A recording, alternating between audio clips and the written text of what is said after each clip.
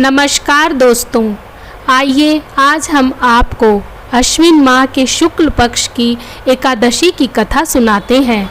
एक बार कुंती पुत्र युधिष्ठिर ने भगवान श्री कृष्ण से पूछा, अश्विन माह के शुक्ल पक्ष की एकादशी का क्या नाम है और इसके करने का क्या विधान है? इसका व्रत करने से किस फल की प्राप्ति होती है? कृपा करके मुझे सविस्तार कहिए।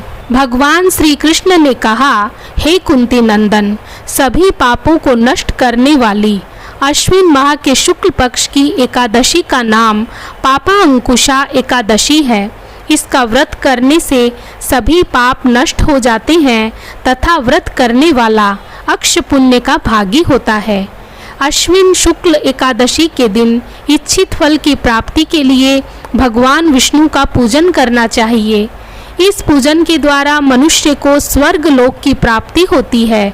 हे कुंती नंदन, जो मनुष्य कठिन तपस्याओं के द्वारा फल की प्राप्ति करते हैं, वह फल इस एकादशी के दिन क्षीर सागर में शेष नाग पर शयन करने वाले भगवान विष्णु को नमस्कार कर देने से मिल जाता है और मनुष्य को यम के दुख नहीं भोगने पड़ते।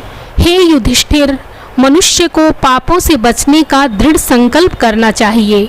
भगवान विष्णु का ध्यान स्मरण किसी भी रूप में सुखदायक और पाप नाशक है, परंतु पापा अंकुशा एकादशी के दिन प्रभु का स्मरण कीर्तन सभी क्लेशों व पापों का शमन कर देता है। हे कुंती नंदन, अब मैं तुम्हें पापा अंकुशा एकादशी की व्रत कथा सुनाता हूँ।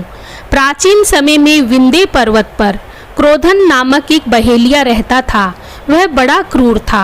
उसका सारा जीवन हिंसा, लूटपाट, मद्यपान और गलत संगति पाप कर्मों में बीता।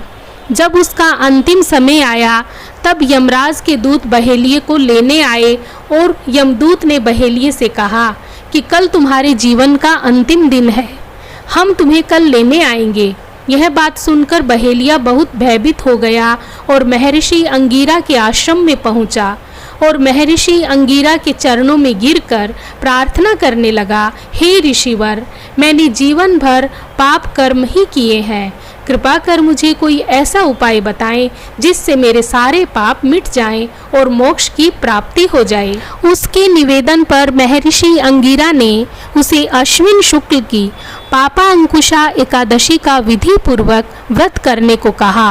महर्षि अंगिरा के कहे अनुसार उस बहेलिये ने यह व्रत किया और किए गए सारे पापों से छुटकारा पा लिया और इस व्रत पूजन के बल से भगवान की कृपा से वह विष्णु लोक को गया।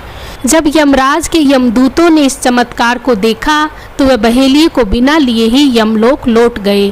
तो दोस्तों, ये थी पापा अंकुशा एकादशी की व्रत कथा, जिससे सभी पापों का नाश होता है।